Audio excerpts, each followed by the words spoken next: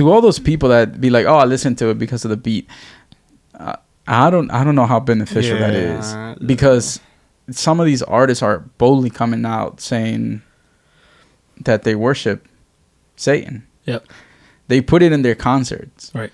Matter of fact, there's an artist that was went to court, and he got caught during a sacrifice. Oh, yo, that was crazy. What was it? Who was it again? Got caught during a sacrifice. Forget. He's a well-known rapper. Hey guys, give this a like. Yo, it's getting interesting.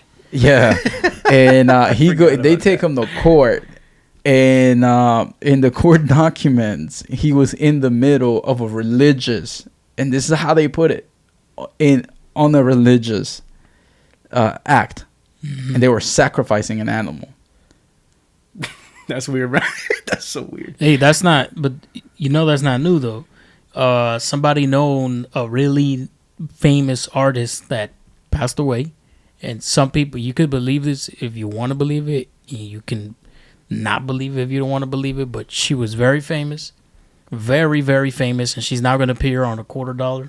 Celia Cruz. Oh, she was big into Santeria, right? Celia Cruz was a santera, and she was made a santo or santa by a palero. You can do that? Yeah. Once you join the religion and you grow in Santeria, somebody does a ritual on you and they make you a santo. So that means just a Santeria practitioner. Yeah. Do your own research. The person that I'm talking about that did the sacrifice, I just came to mind, is Young Thug. Okay. Yeah. So, that's open, and I mean, I don't know what more evidence you want. Like, right, yeah, and that's you don't even find it on the street. Like, right, you go to any sort of street thug, they're not gonna be telling you, "Oh yeah, I'm into doing sacrifices." Yeah, like that's like next level weird. And then there's a video too of Bad Bunny that it's kind of old. The video, it's kind of old. Well, he is openly saying, if you want to get famous like me, you already know what to do. And he starts throwing signs and subliminal messages with his hands. And then he says, get hype. And then he says, we're not in it for the money, we're in it for the souls. I get paid by souls. Heck? No, but his thing is crazy because he's the #1 artist, I think, right now in the whole world. Yeah, and he blew up like fast, like quick. Mm-hmm. Yeah, and he's had some crazy music videos. Like the one that shocked me the most was where he found himself in a courtroom in hell, and there's 3 thrones, and on the 3 thrones there's a demonic presence, and each demon has a chain around him, and he's in the center rapping. He can't move, he can't do nothing because those 3 demons have him a hold.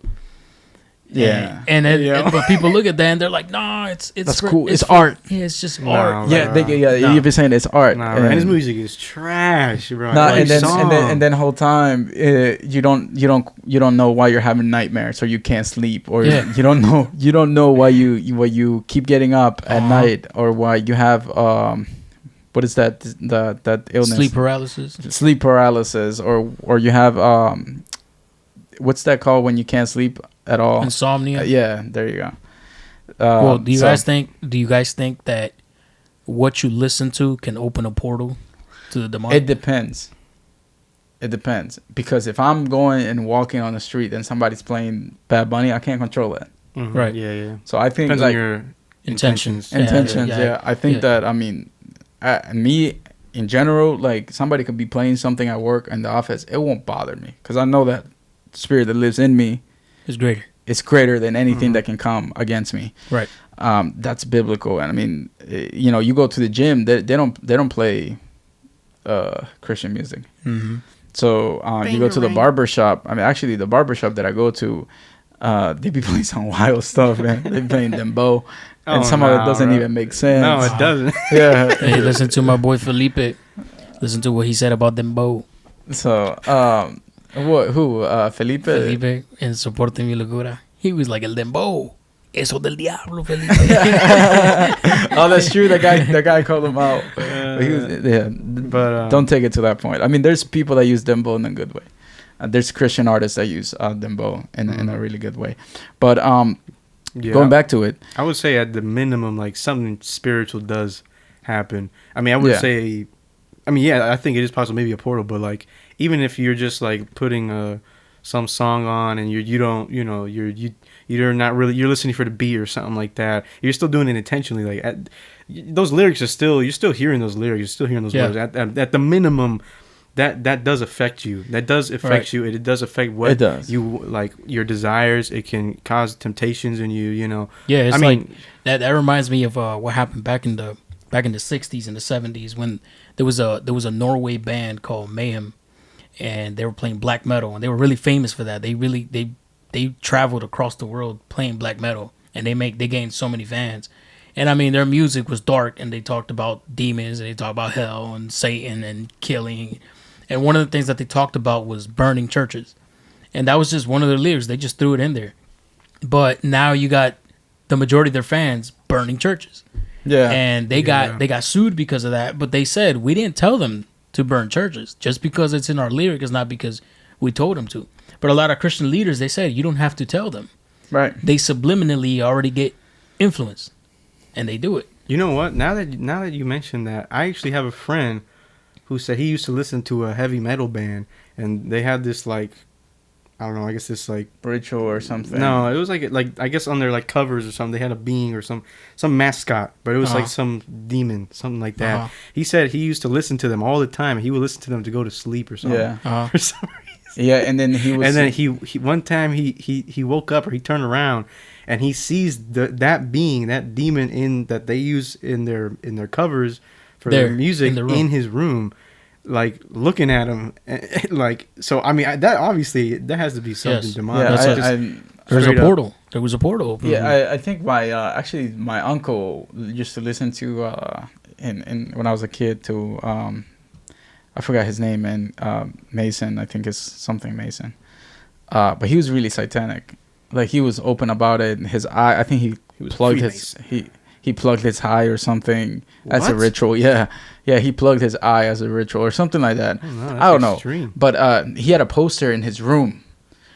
And actually, I was there. I was a kid. And he was sleeping in the middle of the afternoon. And out of nowhere, he starts screaming like somebody was killing him. Like killing him. And we asked him what happened. And he said that the poster, the thing that was on the poster, came out. And it tried to grab him. So guess what he did? Took the poster down, grabbed all the CDs, and burned it. He burned it. As soon as he realized it was real, he just stopped. Yeah. So I mean, I don't know what else to tell you. Like, what you listen to matters. The Bible says that faith comes through hearing. Mm-hmm. Then other messages can come through hearing as well. Right. So whether it's gossip, whether it's music, like that is gonna affect you. That is gonna have an impact in your life. And I think also, not only are there like demonic like messages, subliminal and like obvious ones, there's also a lot of songs that try to twist Christianity, that try to twist scripture, right? And they'll use it for other things. I mean, like I have two examples. I have a song that came out not too long ago. I saw it trending recently called Jericho, and it uses like you were saying, Jericho with Joshua and the trumpets, but it uses it as a way to glorify herself. Wow. About her, right? But you also got Beyonce, who's talking about like going to church on a Sunday, but then going to club on a Saturday before. And I mean, she does have a lyric in one of her songs that she and she's like not ashamed about it. She's like, yeah, this is a good thing. I'm like, bro, that's so. She has a lyric on one of her songs that she says she wipes her blood when she is on her dates with the Holy Scripture. Bro, what the heck? Anyways, yeah. So but to go into that stuff is weird. And here's the thing, though. Like now you got artists that are. I mean, to a certain point, what do you consider blasphemy? Like, you know what I mean? Like you're like crossing that line where you're like kind of like just pushing it too much. Mm-hmm. You know what I mean? Like those kind of lyrics, they don't only upset me, but make me extremely concerned because people pay thousands of dollars to go see them. Yep. And you're sponsoring this, whether you like it or not. You're sponsoring this, right? By listening to them, by going to their concerts. So, what is the ultimate price? Can music cost you to go to hell? That's a good question. I believe it can. I think if you go far enough, at some point you're going to lose your faith. Yeah. Like I believe somebody can live their life just playing music, not even like sensual, explicit, grotesque music. I mean, like somebody just plays regular music. For example, a professional violinist, they can live their life playing that, and they can still go to hell. Because, for sure. Yeah. Because they can put that before God. Yeah. Before anything else. So, yes, I believe it can. But also, if you're just somebody that listens, and you just listen and you don't let no influence of the Holy Spirit try to change you whatsoever. You just want to do it your way, and you still want to go to church, and you still want to listen to it, and you don't care. I believe you can, because you never allowed God's perfect plan to develop in your life. Yeah, I would. I don't know if I'd give a yes or no reply, but I do know at a certain point, if you keep listening to that stuff, at some point it's going to cause you to compromise your faith. It's going to cause you to compromise your values. Mm-hmm. It's going to cause you to sacrifice what God has called you to do to some extent. And at a certain point, it's just going to get too much. Where at that point, I wouldn't even really consider you, like, you wouldn't really be a Christian at that point if you're just going to compromise and try to follow what this music says instead, right? And you just let it affect you and affect you. I mean, some of these guys, they know more song lyrics than the Bible. Mm-hmm. That's so true. Somebody's Christian just sorry because to they're say Christian the songs. truth, but I'm not sorry. But we know that scientifically speaking, and this studies being done and have been proven that music affects your emotions. It affects your function, the way you function. It affects you how creative or not creative you're gonna be. I think there was a study too on heavy metal.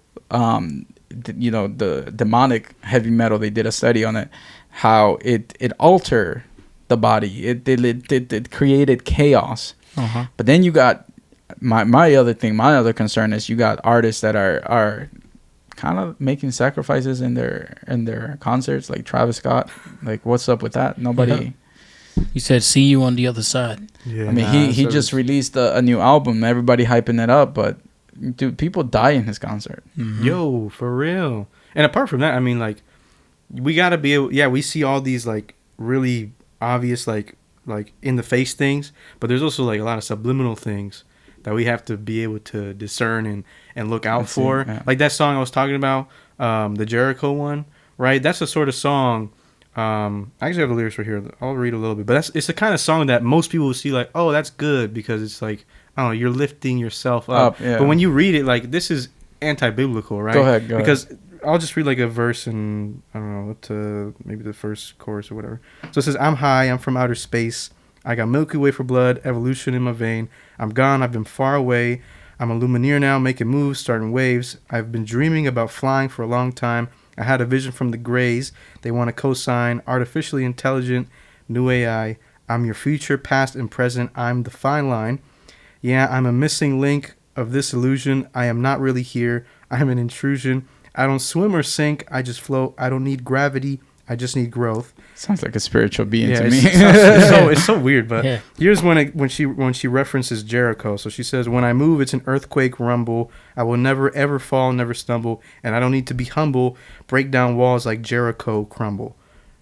So this whole song is just about her. And she's trying to use the event of the walls of Jericho crumbling, which is an event that is not about Joshua. It's not about Israel. It's not about humans. Right. It's about God's power, how God... in his glory was able to make that happen, and all Israel really had to do was just shout, just shout, trust in me, do what I tell you to do, obey me, and trust that I'll do it, and I will work. Right. So it's meant to glorify God. Like, look at what God did. All it did was circle around the walls and blow the trumpet, and everything crumbled. Right. You know, and this lady is twisting it to make it about her. Yeah. I want to make Jericho crumble myself for my own power, for my own abilities. And most people aren't going to look at that as something bad. No. They're going to sing. They're going to sing the song and be like, "Oh, this is a neutral song or something." It's not a neutral song. It's not. No. It's a twisting and a corruption of what God did to try and idolize herself. She's replacing herself. She's putting herself in God's place. Yeah. So we got to pay attention for these messages. Pay attention for these, these subliminal things that most people aren't going to catch up on. And it's just not and it's not just secular music. There's a lot of Christian artists, that some of their songs aren't really glorifying God. I don't really see where the glory is for God. And you first you got to use your discernment. As a Christian, use your discernment. If you don't have discernment, pray about it. It's so available. But also logic. Yeah. Literally logic.